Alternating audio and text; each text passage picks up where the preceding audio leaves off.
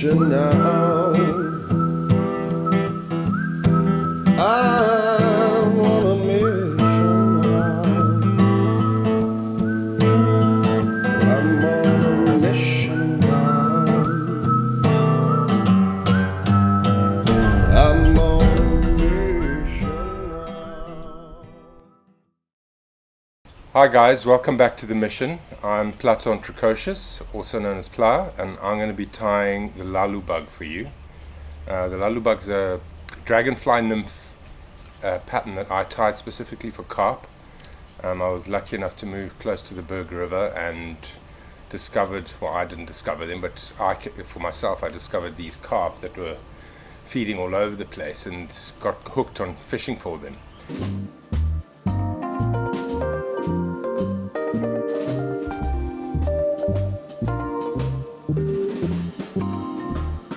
I fished a lot with Andre van Wyk and Leonard Fleming, who are both carp fishermen, and I never was, and really got into it. And one of the big things fishing for carp on the Berg River is that they're really tricky, and we haven't really quite worked out what they feed on. And I came across, I'm very into entomology, and I came across tracks of the Gomphidae dragonfly nymphs that you could see on the sand on the edge of the river, and I thought, well, that's something that they would definitely be feeding on. And it's quite a chunky thing, and dragonfly nymphs are known to be eaten by so many species. So I set out on making a fast sinking with the hook riding up dragonfly nymph to imitate the Gomphidae and at the same time the Libellulidae dragonfly nymphs. That's the shorter one, not the big Ashnidia, which a lot of people copy for trout. So that was my mission, and I set off and started tying with different types of natural materials. And the obvious choice is to go with rabbit fur. But what I find with rabbit fur is it's quite soft. It's beautiful stuff, love to tie with it, but it's quite soft and it loses its structure in flowing water. And the Berg River being a flowing river, I wanted something that would stand out a bit more. And I came across some Hare fur of my uncle's in Cyprus that has these amazing guard hairs, and he cut me a whole lot of patches of this stuff, which he gets because he shoots them because they eat his vegetables in his garden. And I love the guard hairs that it had on them. So I set out to tie this fly with these guard hairs, and one day Andre picked one out of my box while we were fishing. They were like experimental, and he caught a carp on it, so I thought, there is something in this. So I obviously pursued it and tied more versions and refined it and got it to work the way that I think works best for the Berg River specifically. But what's amazing about it is it's such a buggy looking fly that I've tried it on various species. I've caught some amazing tilapia on it. Yellowfish in the Orange River went wild for it. I was blown away at how they hit that, often before a crab fly when I was fishing them in tandem. I haven't used it in the sea, obviously. It's not a sea type of pattern, but it's caught a wide variety. It's caught trout as well, quite consistently, and so I use it quite a lot whenever I want to imitate a dragonfly nymph. On the Berg, one of the things I love about the Berg is it's quite a fast flowing river. In places it can get pretty fast, and the carp don't seem to mind this, and they often hold in the current, feeding on the bottom with their tails kicking up in the back. In shallow water their tails stick out of the water, and it's quite an amazing thing. It's like the bonefish of fresh water, a lot of people say, or the pearl permit, as some people have called it, because there's an abundance of them in our river. And it's an amazing sight fishing, targeting fish that you can seeing how they react, and it's what draws us to it. So the way I fish the Lalu Bug is I like to see the fish. Obviously, you see them feeding. The best thing is to target feeding fish.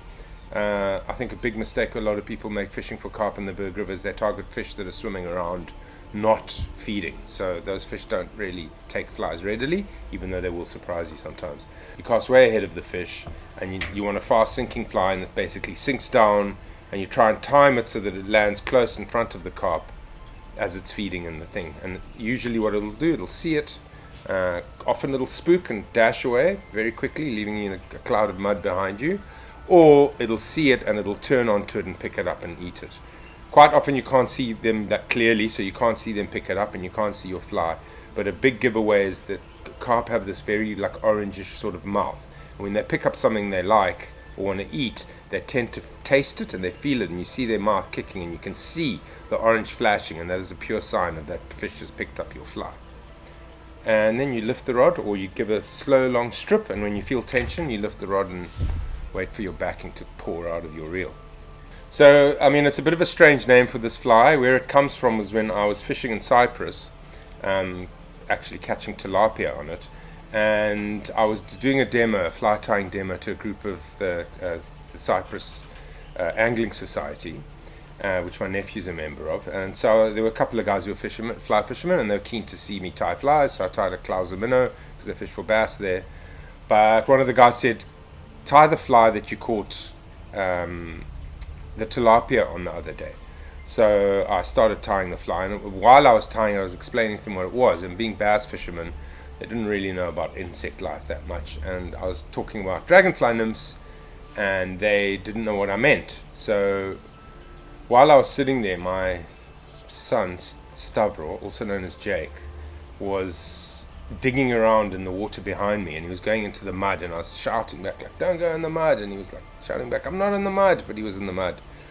So while I was tying this, and as I was explaining to the guys what a dragonfly nymph was, he came over with a dragonfly nymph in his hand and dropped it on my tying table. So I said, there is your dragonfly nymph.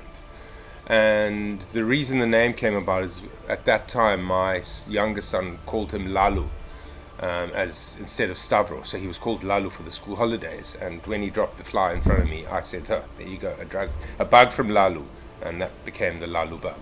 But it's also got a bit of reference to the name of the type of dragonfly that it's copied, which is Libellulidae, which is probably said wrong, but it's the closest I could get to it. So the two things come together to make the Lalu Bug.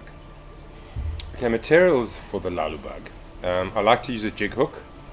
I mean, it's not important exactly which one you use, I don't believe, but what I do want and what is important is to have quite a strong hook with a strong wire, because carp are pretty big. I mean, you're only fishing like 3x tippet, but still you need, we've straightened lighter hooks. So a nice small jig hook, I use about a size 10 or a size 12. I like the Fastener jig hook because it's got quite a wide gape and it's pretty strong and super sharp. And obviously what you're doing is you're tying it so that your fly sits like this, so you don't snag on the bottom all the time. I use for eyes, I use bead chain eyes. Black bead chain eyes made of metal also adds weight. And then what I use for weight, and this is quite important because you want it to sink, is I use tungsten scud backs. These ones that will fit nicely on the back of the hook, and they create a lot of weight and they turn the fly so that the hook rides up. So for the main body, I use hare's fur, not rabbit fur, but hare's fur. So you can buy it. I mean, this is Vineyard, so it's very accessible. And if you look at the difference, it's a bit thicker, it's got guard hairs and it stands out. It doesn't go all soft and fluffy in the water. So that makes a big difference. And then for the legs, I use silicone legs or silly legs. I like the barred ones. They tend to give it the idea of movement, and they sit quite nicely, and they do give a very nice micro movement in the water, especially when the current flows past those legs. Yeah, they actually move. I've looked at them in my fish tank and it's incredible how much they move. And then obviously just some brown dubbing or olive dubbing for the head and the thorax. And then for the Wingcase, I use Scudback in brown. I've used orange before, just to make it stand out, but I think brown works better, especially for the Berg River fish, which are particularly spooky. And I'll show you how you cut this and fit this in. Put your hook in the vise. I've got it here in what would be upside down to the way the fly actually swims, but that's the way you start tying it. I'll show you how we flip it over later. So thread wise, 70 denier. I'm just going with brown. It doesn't have to be particularly specific about a brand, whatever works for you. I need these to see because we're quite small fly. And from the bend of the jig hook, I put in a good thread base all the way to the back. And then forward again to the front, and then cut off the excess. First thing I tie on are the bead chain eyes, and I tie them in just behind the bend of the hook so that there's a bit of space to tie it off, etc. And also you want it to flip the hook quite nicely if it's not too far forward, because you don't really want it standing on its head. So I put it in quite strong, put in some figure of 8 turns to secure it so it doesn't twist around, and then go around the eyes like this to tighten it up. Cool. And then I take the thread back to the base, to the bend, and this is where I'm going to tie in the scud back. So I place it in right behind the eyes like this, and then I tie it in. It's got a nice groove so it sits comfortably, and I go back and forth and just secure this, because this is basically the body and a lot of weight to help take the fly down in current. Okay, once that's solid and secure, I take the thread just onto the hook bend, because just think about it, the fly is going to swim like that, and you want the hairs going up and standing up slightly, which is quite a common thing in carp flies. I think they like something standing up. Then I take a small pinch of the hare's fur. You'll see the fluffy bits come out. I got a bit of the right thing. This stuff you don't want, and it'll just make it bulky and make it sink slower. So then what you have is you have this cute little tuft of rabbit hair, and what I like, or hare's fur, and what I like about it is you can see it's sort of like a bit of like shuttlecock. It all splays out, which is what you're trying to do with this fly. You want it all splaying out to create that solid body that it has. And then I tie this tail bit onto the bend of the hook just below the scud back, so it stands out like that. And then carefully trim off this fluffy stuff so that you don't have too much excess dangling around. Once we've got it there, I tie this off to secure, and I move about 2 millimeters up the hook shank onto the back of the scud back.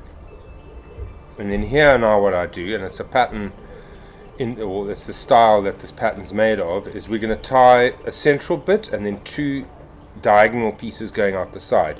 So if you're looking at the fly like that, I'm going to have a diagonal bit going that way, a diagonal bit that going that way, then a flat bit like that, and then we do it again, and it creates a nice shape that I'm trying to achieve, and it stands out in the water. So we take another pinch of the hair fur and do exactly the same thing. Take out the fluffy stuff.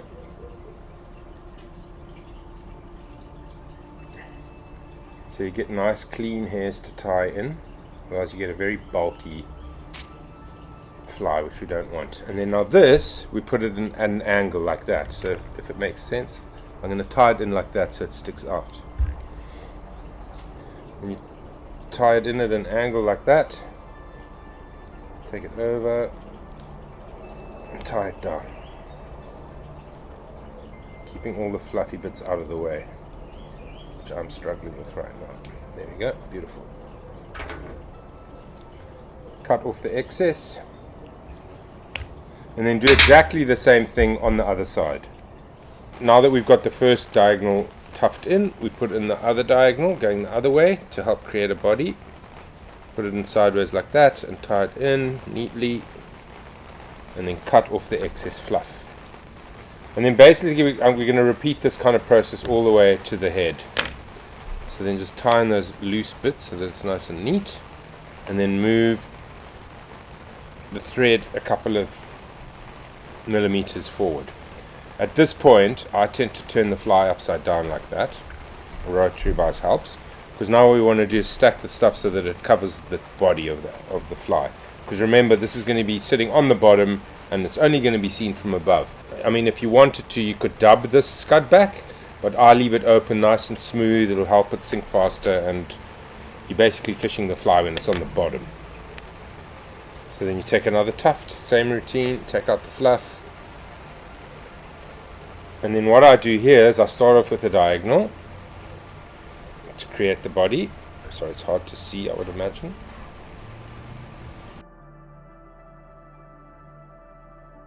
So it sits out on the side like that. And then we do exactly the same thing on the other side. Cut off the excess fluff. And then put another diagonal going this way. Okay, so then we get another little dart of hair and tighten diagonally on the top, like that. Okay, so now what we've got is we've got two pieces sticking out, and what we want to do is we want to put a piece on top to make it, to cover the gap, and also just to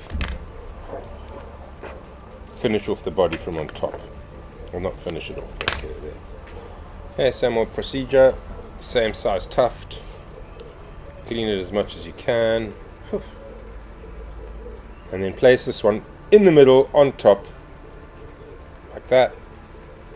Take the thread around to trap it, and that creates a bit of a body on top. And then move the thread 2 millimeters forward again. So now we're starting to get some decent shape here. Okay, neaten it up. And then here we're going to do 2 more bits going out to the side, and 1 on top, and then the body is done. These can be a little bit shorter now, just to help create a nice shape for the body. Take it over the top, tie it in a couple of turns.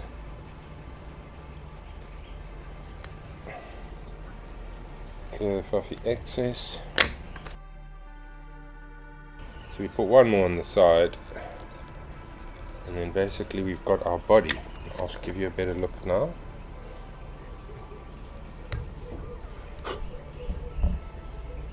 It's quite a fluffy procedure, but try to keep it clean.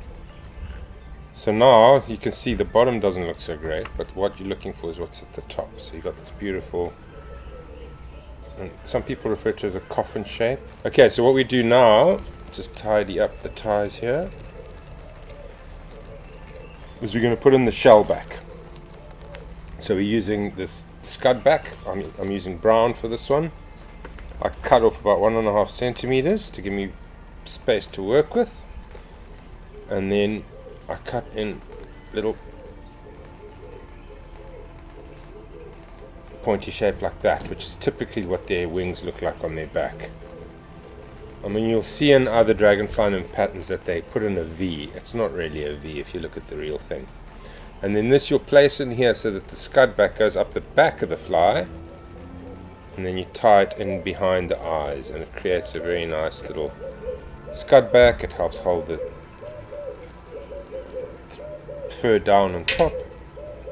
Cut that excess off, and now we've got our Scud back, our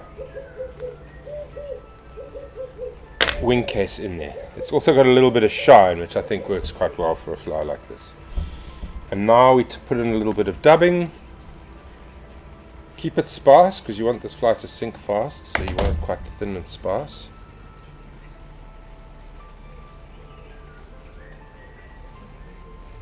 So make a thin noodle of dubbing, and then take this around the Scud and then around the eyes, so that to create a nice head. I mean, what I like to do is I like to cover the eyes a little bit so that it's not just 2 round blobs sticking out. It's basically 2 halves sticking out on either side. Now take it over, and now you've got a very neat head on top. And then what I do here, like some people tie in legs before they put in dubbing, I like to tie in the dubbing first and then tie in the legs, because what happens is as you tighten up on the thread, it pulls the legs out so that they stand out more. So just take a single strand, which normally works perfectly, cut it in half, and use the 1/2, fold it in half like this, so you've got a nice loop.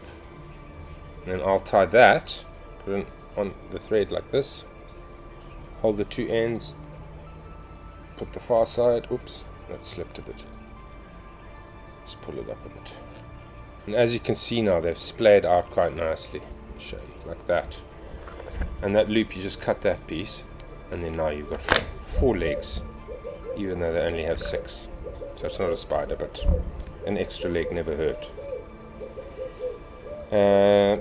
And you take that other second piece, do exactly the same for the other side.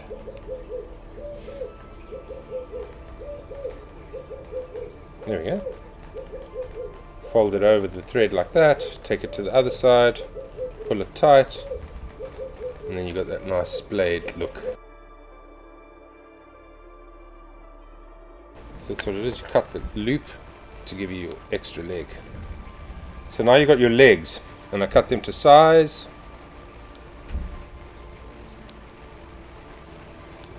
I mean, it's relative. What I try to do is not make them too long so they get caught in the hook, but then not too short so that they don't have movement.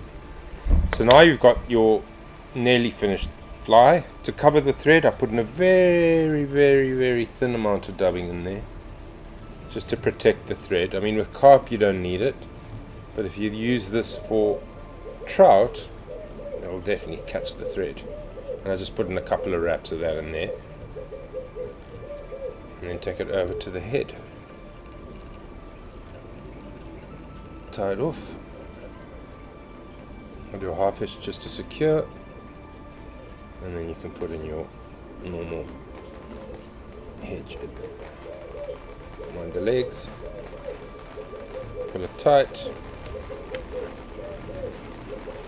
and obviously secure the thread. I like to use a bit of super glue these days. Put a very tiny bit on there and just secure your thread nicely. I mean, to give it a bit more of a buggy feel, it's looking pretty neat. I like to use a bit of Velcro, and you just tease out the hairs just to make it look a bit smoother and neater. And there you have your Lalu Bug.